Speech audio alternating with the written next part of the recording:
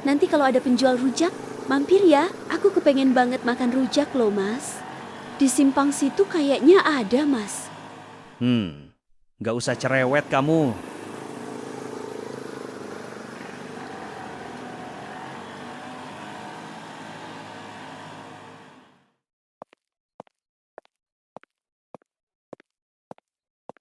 Bang, rujaknya satu ya, Bang. Oke Kak, sebentar ya. Aku bikinin dulu. Berapa rujaknya, Bang? Seporsi 20.000 Kak. Bentar ya, Bang. Aku minta suamiku dulu ya. Mas, ini rujaknya udah. Semua 20.000, Mas.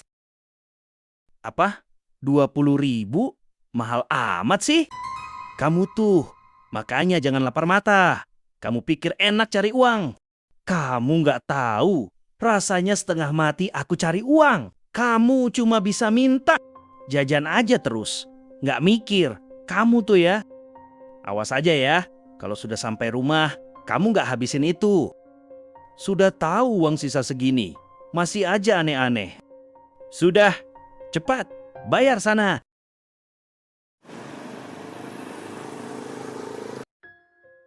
Ya Allah, kok ada ya suami begitu? Aku aja nggak sampai hati ngebentak istriku. Apalagi ini perkara makanan loh. Aku nggak bisa ngebayangin perasaan istrinya. Pasti sakit banget loh itu. Plus malu lagi. Mana dimarahinnya? Di depan umum begitu? Ya Allah, kasihan banget kamu Kak. Punya suami yang modelan begitu. Motor aja yang bagus. Jajanin istrinya nggak bisa. Parah banget. Astagfirullah, ya Allah. Rasanya aku yang sakit hati. Makan itu, habisin. Itu kan yang kamu mau. Setiap ikut jalan, pasti aja ada yang mau dibeli. Kayak orang kerakusan aja. Kayak nggak pernah lihat makanan. Jajan aja terus. Nggak mikir uangnya dari mana. Jangan sampai ya, aku lihat masih bersisa. Awas aja, jangan buang-buang makanan. Bikin naik darah aja kamu tuh. Ya Allah, hatiku sakit banget. Kenapa sikap suamiku selalu aja bikin aku sakit hati? Cuma gara-gara rujak. Tega banget ngomong kayak begitu. Nyesel aku beli rujak. Kalau aku tahu bakalan kayak begini, aku gak bakalan minta jajan. Aku janji, setelah ini aku gak mau lagi minta-minta jajan lagi. Sudah cukup, aku gak mau lagi. Kesel banget aku. Sudah uang aku simpan-simpan buat nongkrong, malah kepotong lagi sama rujak. Begini nih, kalau istri tukang jajan, ngabisin uang aja. Udah aku mau pergi nongkrong dulu, pusing aku di rumah.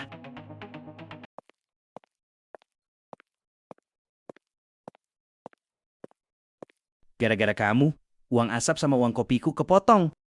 Ingat ya, besok uang belanjamu aku potong 20.000. Gak ada uang tambahan lagi.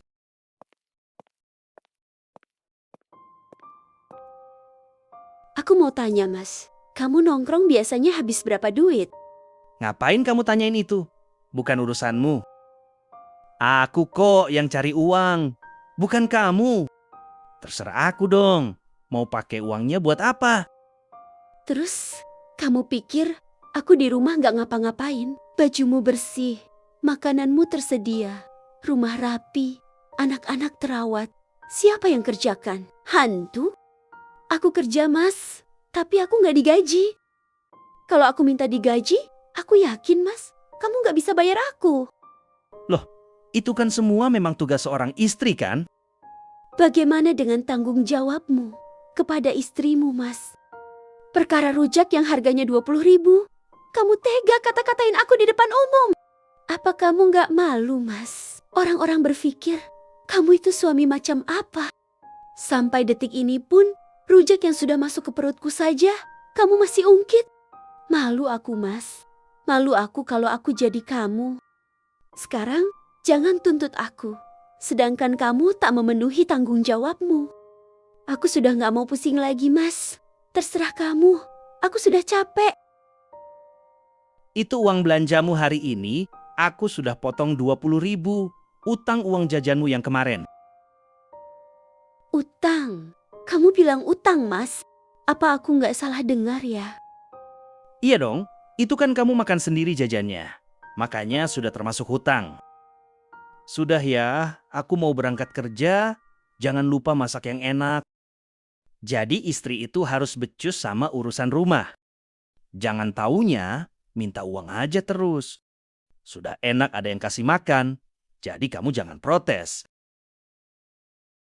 Semenjak kejadian itu, Dina sudah tak lagi sama. Dia lebih banyak diam, tak berharap. Bahkan perasaan terhadap suaminya perlahan mati pelan-pelan.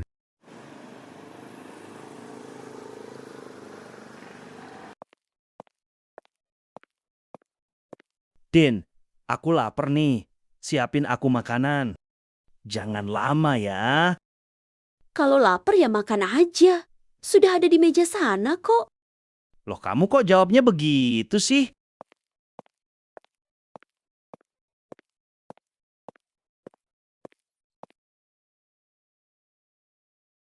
Dina, coba kamu kesini dulu. Sebentar. Ini bukan masakan kamu kan? Rasanya beda dari biasanya. Hari ini aku gak masak. Ini aku beli. Loh, udah mulai malas masak ya kamu? Sengaja. Soalnya aku udah capek dengar kamu selalu mencela masakanku. Sudahlah, Mas. Makan aja yang sudah disediakan.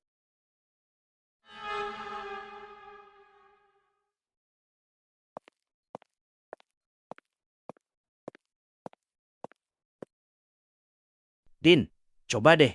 Kamu lihat tetangga sebelah itu. Cantik banget ya. Rapi, wangi, kelihatan berkelas. Coba kamu bisa kayak dia begitu. Pasti aku bakalan betah di rumah. Oh iya, kamu serius mau bandingin aku sama dia? Kamu tahu nggak sih, Mas? Uang bulanan dia berapa? Ya, nggak bandingin sih. Cuma kan enak dilihat gitu. Kamu juga harusnya bisa lebih merawat diri. Merawat diri pakai apa, Mas? Pakai uang belanja 50.000 sehari yang kamu kasih itu? Kamu berharap apa sama aku? Yang sehari kamu jatah 50.000? 20.000 aja kamu keluarkan uang buat jajanku. Kamu sudah maki-maki aku di depan umum. Loh, kamu kok bawa-bawa uang sih? Ya harus dibawa dong. Tetangga sebelah itu, suaminya gajinya 15 juta sebulan. Aku disuruh kayak dia. Tapi dompetku disuruh tetap kayak kantong parkir. Kan aneh, Mas. Kamu pikir perawatan bisa cantik begitu? Biayanya pakai daun? Ya, nggak gitu juga maksudku. Maksudmu apa? Kamu pengen istri kelihatan mahal, tapi modalnya murah. Kamu pengen aku secantik dia, tapi usaha kamu ke aku nggak sebanding dengan pemberianmu. Bandingin istri itu gampang, Mas. Yang susah itu jadi suami yang layak dibanggakan, kayak suaminya tetangga sebelah. Aku juga bisa cantik kayak dia kok. Asal suamiku juga bisa ngasih seperti suaminya. Loh, kok kamu ngomong begitu sih? Oh jelas, suami gak mampu kayak kamu itu. Harusnya sadar diri sebelum ngebandingin aku sama orang lain.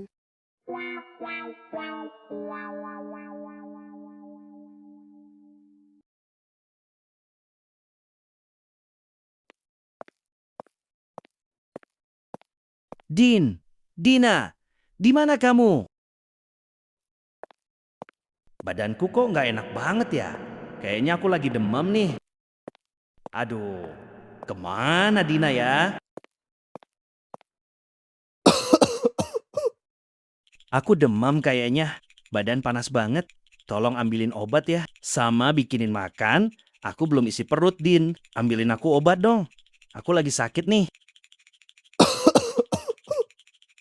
Din, kamu tuh denger nggak sih?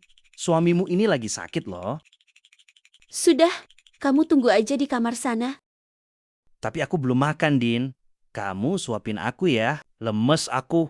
Nggak bisa makan sendiri. Sudah, Mas. Kamu gak usah banyak ngomong. ke kamar sana. Nanti obat sama makannya aku antarin. Jangan lama ya, Din. Aku sudah nggak tahan nih. Sakit semua rasanya badanku loh. Manja banget. Kalau sudah sakit, ngomongnya, duh, bagus banget. Giliran sehat, kata-katanya nyakitin mulu. Rasain kamu, enak aja minta suapin. Jangan harap aku bakalan manjain kamu. Ingat ya Mas, kalau aku sakit, sedikit pun kamu gak peduli sama aku.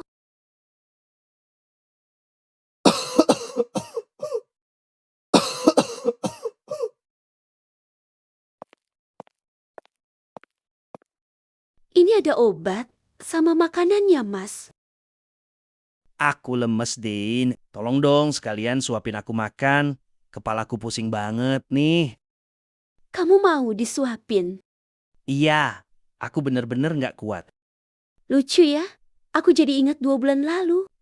Setiap aku sakit sih, waktu aku tipes. Kamu ingat? Itu kan udah lama.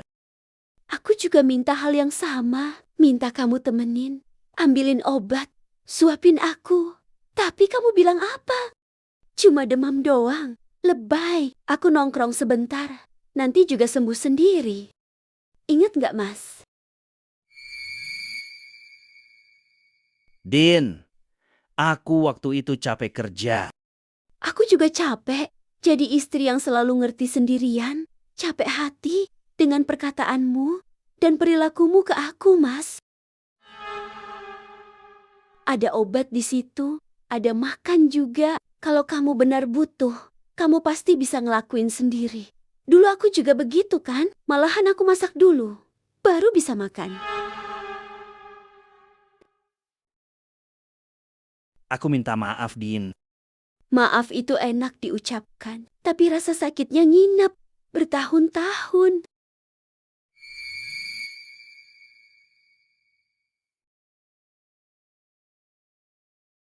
Aku dulu sembuh sendiri tanpa kamu. Sekarang giliran kamu untuk belajar hal yang sama.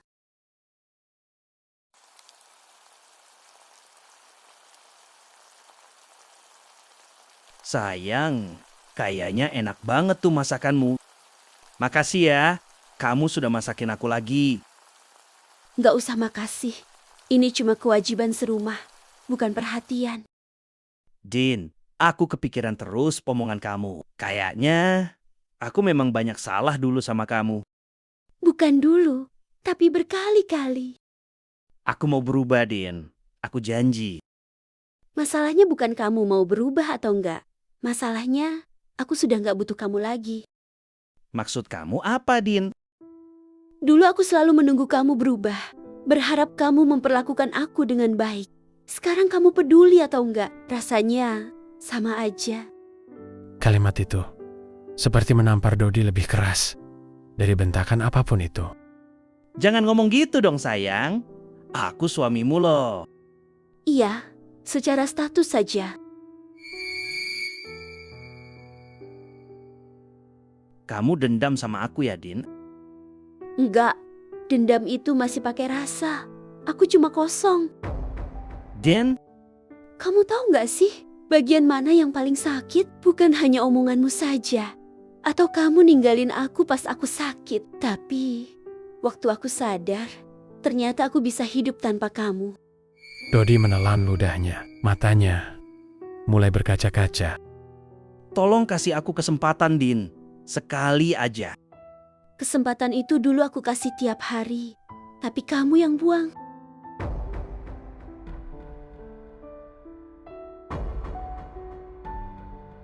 Din, aku tahu mungkin aku nggak pantas ngomong ini lagi, tapi aku benar-benar berubah.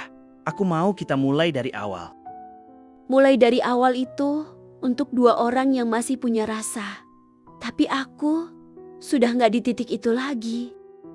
Aku bisa nunggu kok, selama apapun itu. Aku dulu juga nunggu. Sikap kamu berubah sama aku. Aku bodoh, Din. Aku selalu berkata yang nyakitin perasaanmu. Iya, dan kebodohan itu nggak bisa ditebus cuma dengan janji. Jadi, ini benar-benar selesai. Kamu bahagia tanpa aku? Untuk pertama kalinya, iya.